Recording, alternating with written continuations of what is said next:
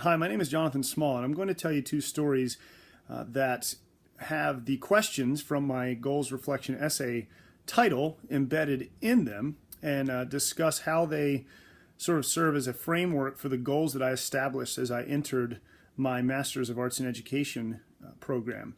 So the first story is from my very first day of teaching, fifth grade in Philadelphia. The chief educational officer of our school had just given an inspirational speech about discipline in the small things leading to success in the big things. And so she discussed things like keeping your dress code, following instructions, et cetera, et cetera. I had just delivered my students after the speech to their special or exploratory classes and was walking alone in the hallway thinking about the day when I saw a little girl, probably kindergarten age, walking, shirt untucked, cardigan slung around her shoulder, and black dress shoes in her hands that she had clearly just changed out for personal sneakers. So I bent down and said, "Pardon me, young lady, do you remember Dr. Smith's speech at the beginning of the day about keeping discipline in the small things?" And she talked about keeping your school uniform in check. So could you please tuck your shirt in and change back into your black dress shoes and put your cardigan on? She looked at me for a moment and then just said very matter-of-factly, "Who is you?" and walked right past me. I pondered that question, who am I?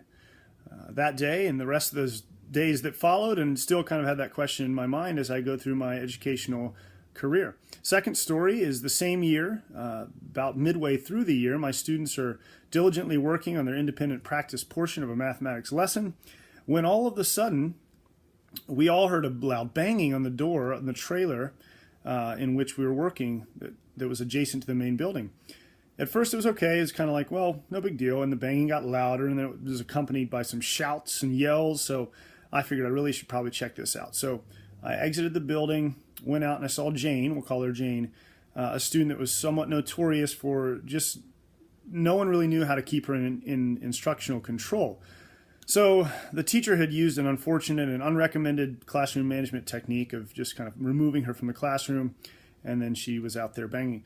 So I quickly said, "Jane, could you please stop banging on the door or the wall, please? My students are working very hard in there, your peers, and they're really doing a good job, and I'd really like them to continue. So please stop." She looked at me, smiled, and stopped. So I thought, this is a good start. And then she kind of smiled bigger, and then she turned back to the wall and began to bang louder and yell louder than she had before.